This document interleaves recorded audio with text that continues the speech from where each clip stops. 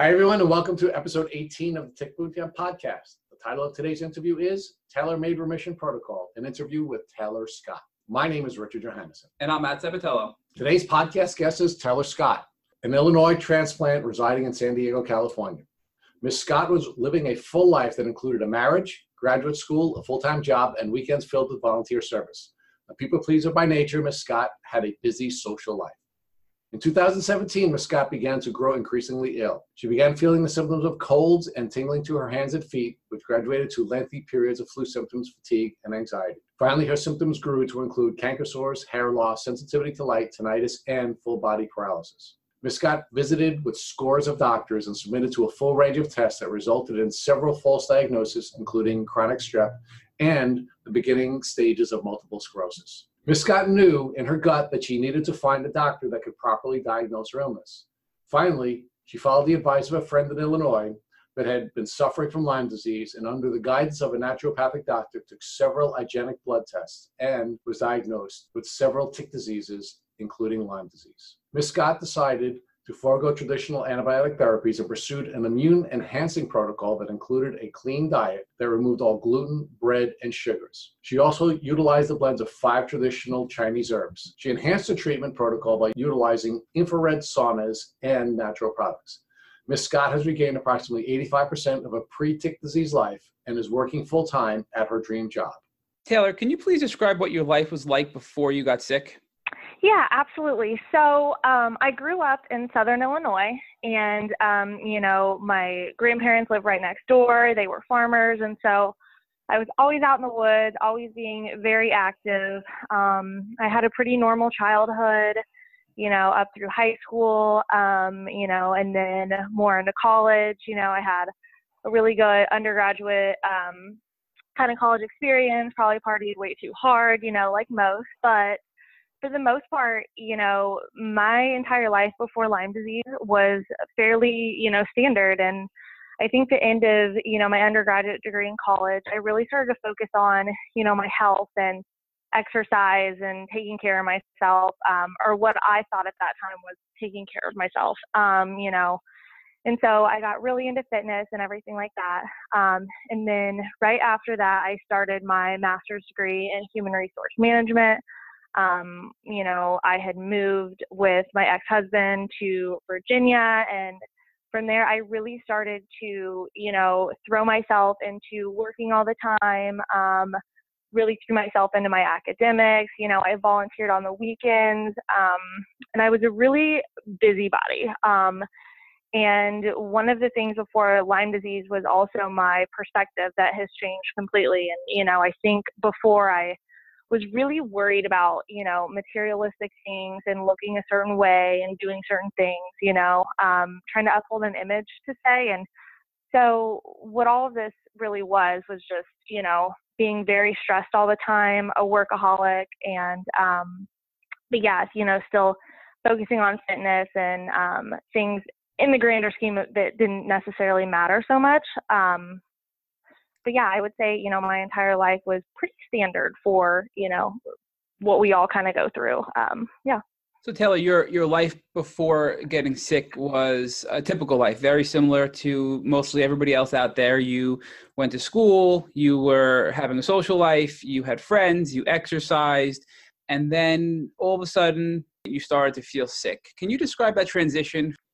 Yeah, absolutely. So around the fall of 2016, I started to develop, minuscule symptoms of just, not feeling the great. Always feel like I was coming on with a cold, or, I started getting like minor tingles in like my hands and my feet. I had insomnia, but nothing too crazy to where I thought, there was an emergency. And so I think it was around February 2017.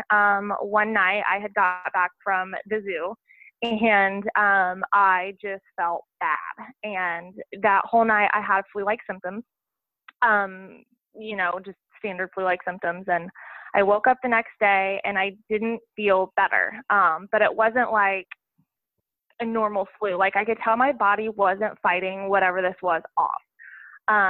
So, as the days dragged on, the whole flu-like illness never went away.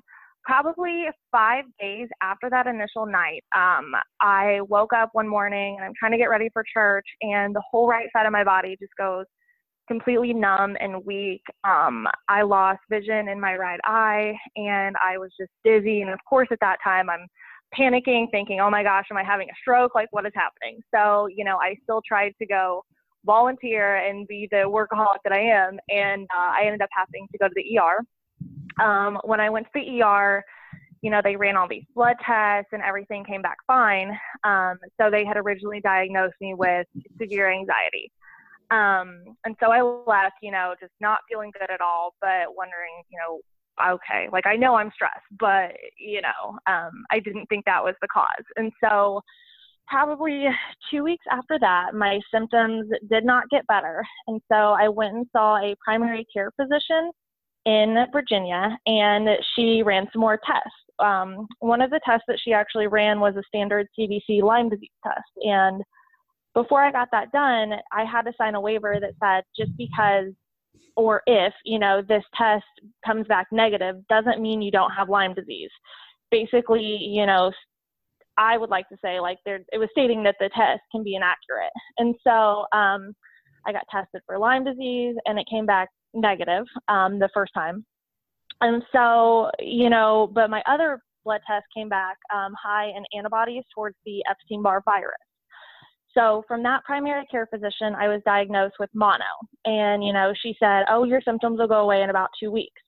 But I thought it was odd because I didn't have any mono symptoms. I didn't have swollen lymph nodes, sore throat, anything like that. So for the next couple of weeks, my symptoms still did not go away. I went back to the primary care physician and I told her what was going on. And she said, it could take months for mono to go away. And so from that, I kind of stayed on the path of okay, I have mono. Okay, I have mono. And so that was kind of like the first stages of the Lyme disease. And, some of the symptoms that came with the first stages of when I got sick, obviously the weakness in the right side, loss of vision. I had chronic fatigue. I had extreme exhaustion after working out, exercising. I had brain fog, shakiness. I had, tingling in my hands and feet. I found that I bruised really easily. I still had some flu-like symptoms. I had tinnitus, and that's one of the things that threw me. I had no idea what tinnitus was, and it's ringing in your ears. And so anyway, from that, we moved from Virginia. My ex-husband went off to training in the desert, and he was in the military. And so I had moved back to Illinois for a little bit of time. And that's whenever the second stage really hit me. I went in for a checkup. We thought we were moving to Japan, me and my ex-husband. So I went in for a checkup and to get a physical. I had to get some shots and everything like that. And, I told him what was happening, and I said, I just don't feel good. I feel so bad. And, he looked me over and he looked down at my feet and he saw that they were basically purple. And he said, well, you have Raynaud's disease. And I said, well, what's that? And, he said, whenever the blood's not circulating well enough in your body and it's cutting off, basically blood flow to your feet and your hands. And I said, well, why is this happening? And he's like, I don't know, some things just happen. And I had to think, okay, sure. And so, and then he, he looked at me and he was like, oh, you go have fun. You're way too young to die, blah, blah, blah, blah, blah, and I'm like, okay. So anyway, after that second stage, after I'd gotten a physical and, everything through them, my symptoms got dramatically worse. I started to experience limb paralysis. I got eye floaters. The bladder retention started to where I would have to, go to the bathroom more frequently. I would stop mid, going to the bathroom, and I'd have to concentrate on going. It was really weird. And heart palpitations. I just remember laying in bed one time, and I was at my parents' house, and my heart is just freaking out. And I go in there and I was like, I'm having chest pains. My heart is not beating regularly. And, we didn't know what to do. I didn't end up going to the hospital because it went away. But during this time, I was seeing a primary care physician in back home. And, I was in there every week with a new symptom. I went in there once because right after the physical, probably hours after my physical, my legs just started burning like crazy. And so, I would come back every week with these new symptoms. And sometimes, my doctor would get on Google and, have to look at stuff. And so, she had initially diagnosed me with depression and anxiety, wanted to put me on medication for that, wanted to put me on calcium channel blockers for the Raynaud's, all of these prescriptions to help symptoms, I guess. And so anyway, and then I knew that there was really something wrong and my body was declining quickly is whenever my hands started shaking really bad. I could no longer control parts of my nervous system, kind of like a Parkinson's. And so, my hands and everything started shaking really bad. So that kind of spiraled me into the third stage of the Lyme disease that I went into, the really powerful, oh my gosh, something is really, really wrong. And this whole time, everybody, and the doctors kept saying oh, you have mono, it'll go away. Well, by this time, I had moved out into the desert with my ex-husband. I began having, really bad sensory disorder, sensitivity to light, to sound, to touch. I couldn't hold things for very long because it felt like my bones were just freezing. So with the uncontrollable shaking, I developed cancer sores. I remember I got my first nosebleed. I've never had a nosebleed before. And it was just, gushing blood and wouldn't stop. So that was freaky. I had extreme paranoia. I remember I used to go to this movie theater and watch movies, and I would just be in a panic the whole time because I was afraid, there's going to be an active shooter, or, the extreme paranoia hindered my ability to drive a car even because I didn't feel comfortable enough driving. I had dizziness, full body, temporary paralysis, after I would wake up, so I wouldn't be able to move at all. I had a loss of motor skills. One time I forgot how to brush my teeth, because I couldn't tell my hands how to basically, move in the motion to brush my teeth.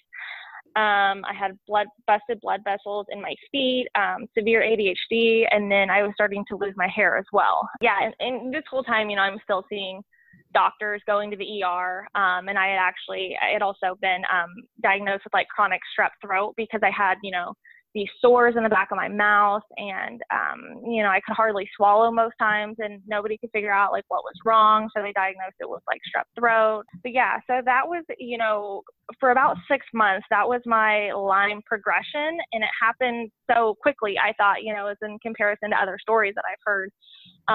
So around that time, I knew that something had to be done. I had to get accurately tested and everything like that. Taylor, I'm going to interrupt real quick. So for many of your symptoms, starting from the beginning all the way to the end, are consistent with common Lyme disease symptoms, ranging from flu-like symptoms, numbness and weakness in your limbs, loss of vision, tingling, anxiety, tinnitus or ringing in your ears, heart issues. You had your heart palpitations, chronic fatigue, light and sound sensitivity, being lightheaded, having brain fog, having hair loss. These are all symptoms that many of others have described to us in previous podcasts and discussions, and that are well-known Lyme symptoms for neurological Lyme and Lyme carditis, which is your heart being affected by Lyme. Throughout this 3 phases of your journey, did any of your doctors or any of the ER doctors ever push the idea of Lyme other than that one test where you had to sign that disclaimer to say, I understand it may not be accurate? No. So, they had asked me before, and here's where, part of my mistake comes in. I guess it's not my mistake, but a lot of them, have said, okay, well, tell me what doctor you've been seeing, what they've been saying, all of these things. And so I said, well, I was in Virginia, I got tested for Lyme disease. It came back negative. And so right there, because of that CDC test being negative, that canceled out any thought that the doctors would have of Lyme disease. The doctor that actually diagnosed me with Raynaud's disease, he had talked about Lyme disease actually, and he had said, sometimes we don't have enough accurate tests out there to appropriately diagnose somebody, so we have to start treating Lyme disease based off symptoms now versus, accurate testing. And I thought that was really progressive. but that's really the only mention of Lyme disease that any of the doctors had said.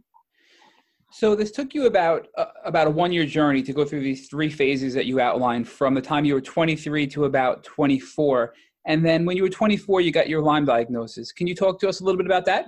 Yeah, absolutely. So there was this girl from my hometown who also had Lyme disease. And, fortunately, when I was going through the kind of second stage of like my Lyme disease progression and I was in Illinois, something was just telling me like, hang out with her, learn from her, all of these things. And so I learned a lot about Lyme disease then.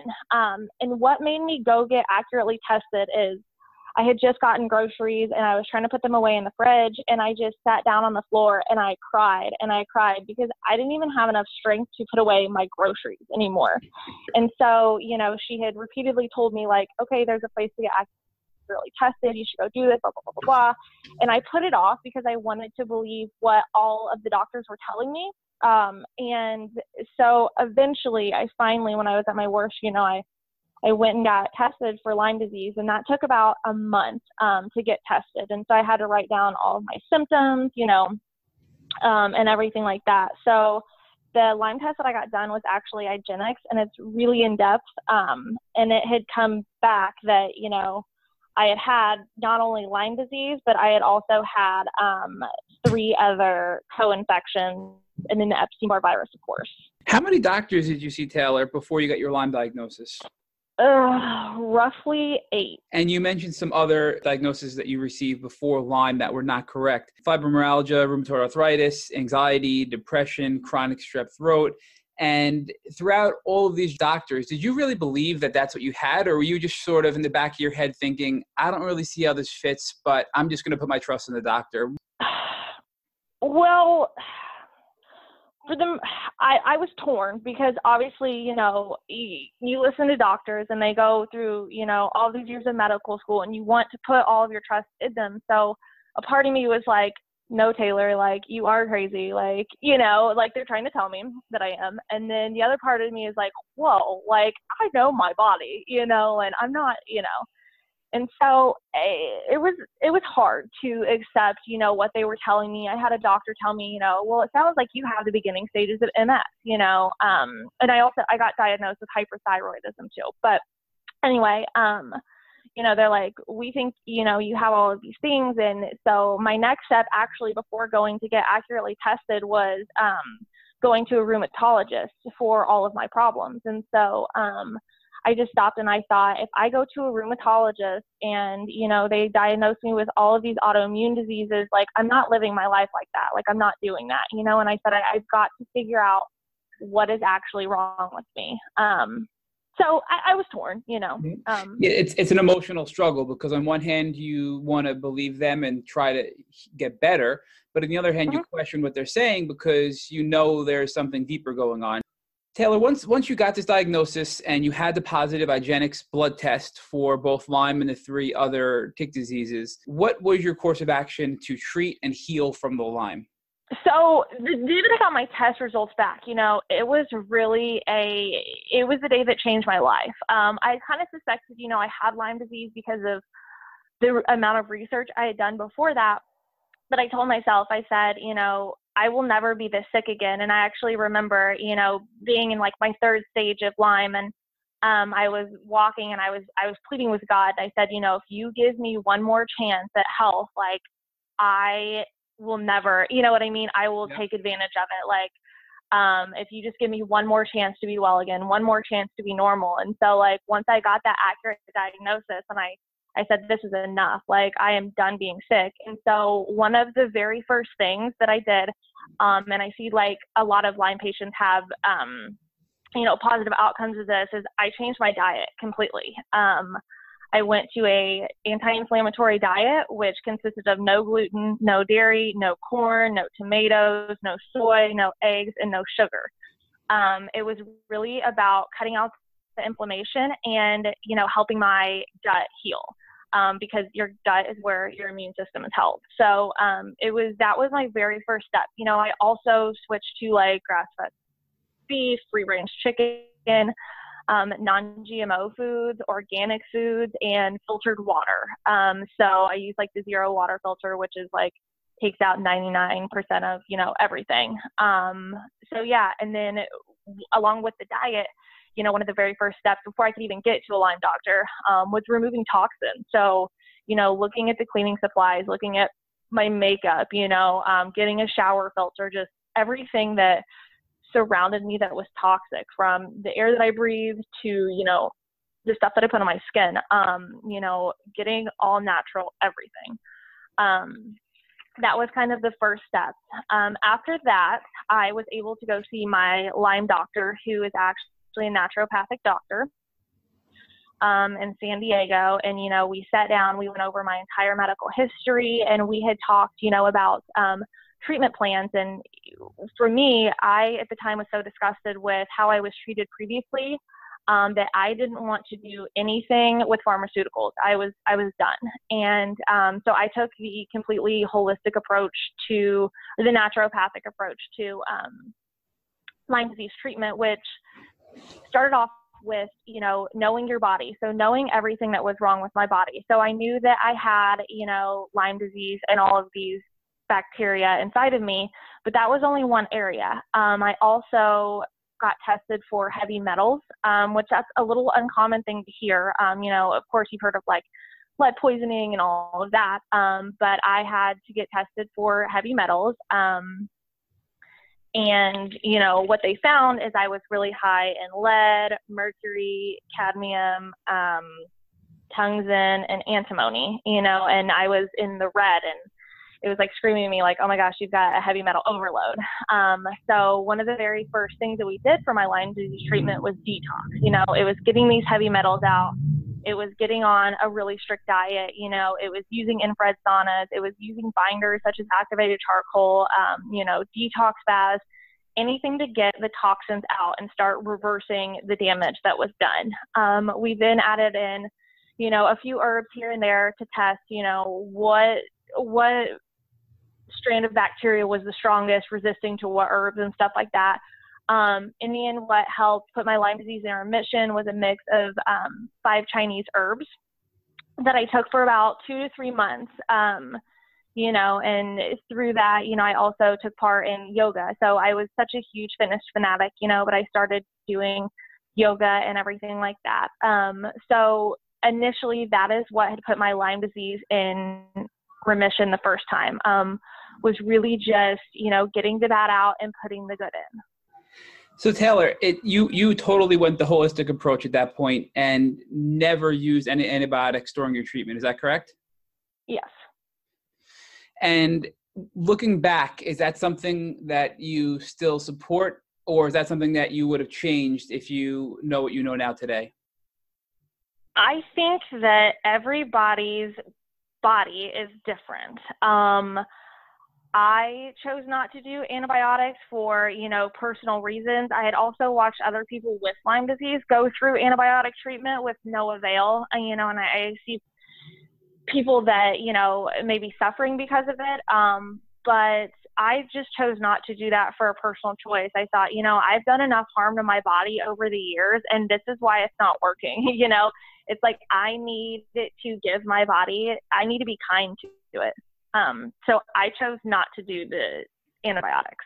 Yeah, and from what we see, Taylor, and we're not advocating one over another, but we've seen most people we have had discussions with that solely rely on antibiotics to heal from Lyme after going quite some time without a diagnosis, whether it be a year or 10 years or 15 years, and they have the neurological Lyme symptoms and the severe Lyme carditis, that it generally does not cure them and bring them back to health. I also wanted to note that, just recently, so I was in remission for about 6 or 7 months, after the initial treatment. And then I had actually moved into an apartment that I found out had toxic mold probably about 4 months after living there. And a lot of times people with relapses or, whenever they get sick with Lyme, they find these stressors or these trigger events. And so I was living in this apartment with toxic mold and I had no idea. And it made me basically relapse on Lyme disease, but also it gave me all of these symptoms of toxic mold.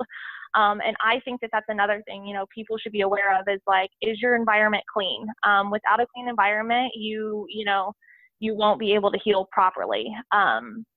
And so I have actually relapsed on Lyme. But since that relapse, and it took me probably, 8 months to put myself back into remission. My body started being resistant to the 5, Chinese herbs that I had taken originally. So I had to, come up with new plans to get better.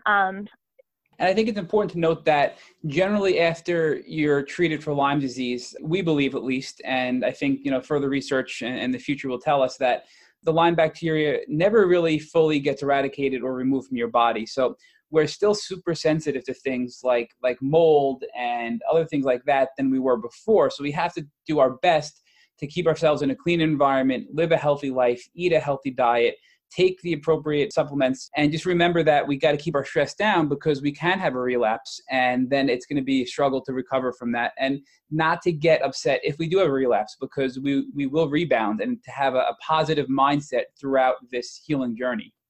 Yeah, absolutely. And, when I had relapsed and I realized that the herbs that I took before weren't working, and I was detoxing, I was doing all of these things to help myself, and I just couldn't figure it out, So I also realized that during that time, along with the mold stressor, I had gotten a staph infection from a gym. And so, not only is my immune system poor in general because I have Lyme disease, now I'm trying to fight off the staph infection. And, don't get me wrong, like there were times when I wanted to throw in the towel, and I'm just like, put me on antibiotics, let's do this. And I had actually, for the staph infection, I had taken a round of antibiotics to heal it or to, cure the staph infection. And they didn't work. So I thought, okay, well, like this is not good, So I actually went back to my naturopathic doctor, and, I got put on a protocol of essential oils, which I won't go super into that. But I also had to look at, what other infections are in my body. And I had read a lot about cavitations, and cavitation, I kind of wanted to touch on this too, because a lot of people with Lyme disease, they hold toxins and bacteria in their body in places they may not realize it. So I had cavitations within my mouth, and what cavitations are, in the most general sense, is if you've had a tooth removed or if you've had a root canal, it's basically the holes didn't heal properly from where they have done this, or from a root canal, you still have like the dead tissue in there. And what happens is your jaw starts to necrose, or your jaw starts to decay. And so you're holding bacteria and viruses and all of these things within these, pockets in your mouth. And so I went to a holistic dentist here in San Diego, and, she was able to find that I had one cavitation. So, she had to go in basically like they would have wisdom tooth, but, sliced me open, and she said it, inside my jaw, it was just spongy, like jelly almost, because it was rotting away. And so, as gruesome and disgusting as that sounds, this is also something that people with Lyme disease and chronic illnesses need to be aware of, is, their tooth and gum health. And after I got the cavitation surgery and being on the essential oil protocols and, doing all of these things, like I'm finally better again. I have hit that second remission finally. Have you tried anything else to treat your symptoms in the process, like CBD oil or using infrared saunas? Yeah, I have my own little infrared sauna at home. It's a little portable one, low EMF waves. It was only a couple $100 off Amazon. I'm in there like every other night. There's certain like detox baths with Epsom salt and essential oils. I find turmeric, so it's the essential oil turmeric, but turmeric in any sense, I find is super helpful. I don't personally do CBD oil because of where I work, but I just always try to support myself with supplements, eating well. I make sure I get enough rest. Rest is just key. Good sleep and stuff like that. So, but yeah, when I feel bad, I try to stock up on the supplements or the anti-inflammatories like turmeric and stuff like that. So on that note about where you work, so it sounds like from what you're saying, you're about 85% back to where you were before Lyme. Is that a correct assessment? Yes. I'm feeling great again. I'm actually, my birthday's coming up. And so one of the things I want to do to celebrate is I want to run a 5K and, run the entire 3 miles. So I've recently been training for that. Now, have you been able to return to work, have a social life? So one of the things that I have realized through my Lyme disease journey, it's all about being kind to yourself, having boundaries, and learning how to say no. So right now, I have my dream job. When I was in remission, the first time, I was able to get my dream job. I actually work for the Paralyzed Veterans of America, the PAVE program. So I'm an employment analyst, and in a nutshell, I help veterans in the military community find employment.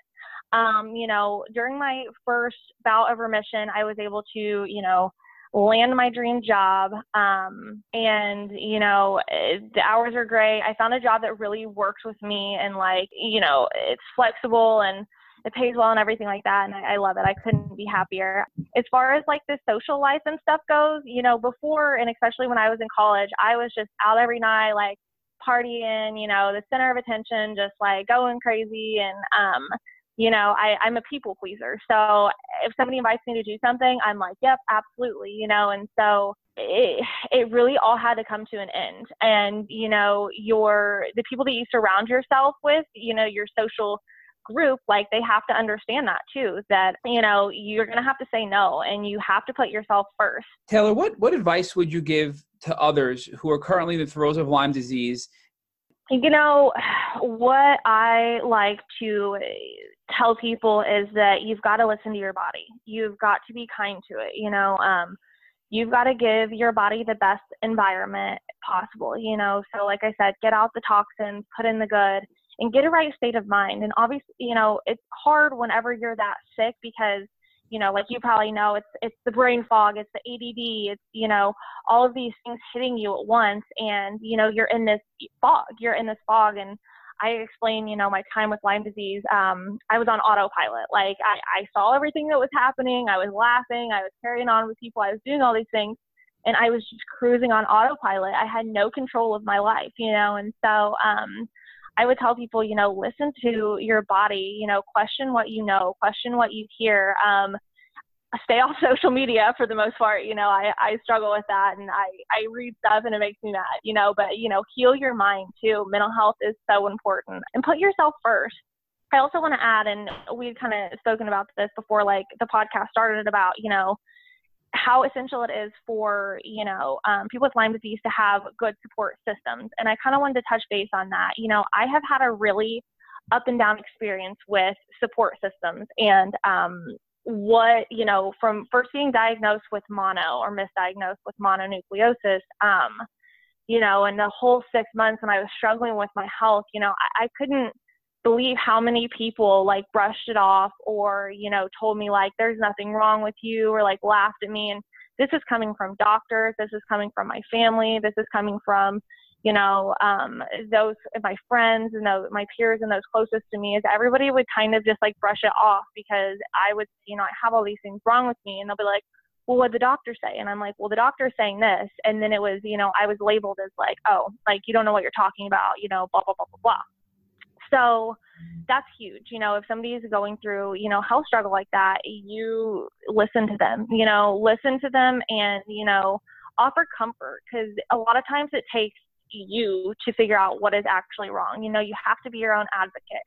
But I also wanted to, touch upon the fact of when you do get diagnosed with Lyme disease, when I first got diagnosed, everybody was very supportive, and everybody was like, oh my gosh, if you need anything, I'm here for you. And all of these things, my close friends and my close family, but, that was it. And because Lyme disease isn't recognized really by the medical community, I've had doctors I've had to go to the ER a couple times since being diagnosed with Lyme disease. And even doctors have been like, well, studies have proven that chronic Lyme disease doesn't exist, so you don't have that. And it's like, well, that's fine, but I've been, battling this for 2 years, whatever. So, once I got diagnosed with Lyme disease, everybody was really supportive. But then I found whenever I started going through treatment, because I wasn't doing things that everybody else saw as normal, because I was experimenting with these Chinese herbs, because I was doing these detox, because I stopped eating bread, everybody would kind of turn up their nose a little bit to me, or think what I was doing was unorthodox or wouldn't work, and, stuff like that, because it's against the social norms, it's against the grain. And so one time I was out with friends, and so, they were all eating pizza, and I had to eat, it was like chickpeas, tuna and avocado or something. My, close friends made comments about the way it smelled or looked like dog food and stuff like that. And I thought to myself, like, would you be, saying these things if, I was 600 pounds and trying to lose weight, so I was eating this? And so no matter what, this person with a chronic illness or Lyme disease or whatever, no matter what they're trying to do to better themselves, like, you should never make them feel guilty for trying to, expand the longevity of their existence. So really be there for them. My ex-husband too, even though we're not together, like, he was such a big support system. He didn't understand it, but he never questioned me either in my knowledge and what I was doing. So I really appreciate that. He probably won't hear this, but I really appreciate that too. Now I surround myself with people who are positive. If they bring negativity into my life, they're out. And then on the other hand, I saw it in a meme, but one of the biggest things, it was like, one of the most caring things that somebody has ever said to me while I have a chronic illness, it was like, I researched your disease, and, this is what I found. Just taking the time to learn about, like, what somebody is going through and the hardships can really open a lot of doors. I know my mom, whenever I first got diagnosed with Lyme disease, it was a turning point for me and my health, but it was a turning point for her and how she saw, all of this, because I'm her baby, and so she has just taken a 100%, turn to how she views healthcare and getting better. And I love it, and we have these such engaging conversations about it. And I'm really thankful for the people that are in my life now. I'm currently in a relationship. He's amazing, super supportive. And so surround yourself with those who are going to enhance your ability to heal. Thank you for listening to the Tick Bootcamp interview with guest Tailor Scott. To our listeners, we have a call to action.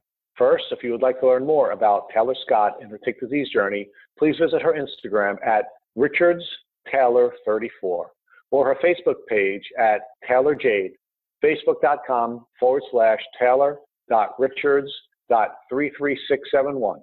Second, if you enjoyed this episode of the Tick Bootcamp podcast interview with Tailor Scott, please share it with your friends by using the social media buttons you see at the bottom of the post. Third, don't forget to subscribe to this podcast on iTunes, Google Play Music, or Spotify to get the automatic episode updates for our Tick Bootcamp podcast. And finally, please take a minute to leave an honest review and rating on iTunes.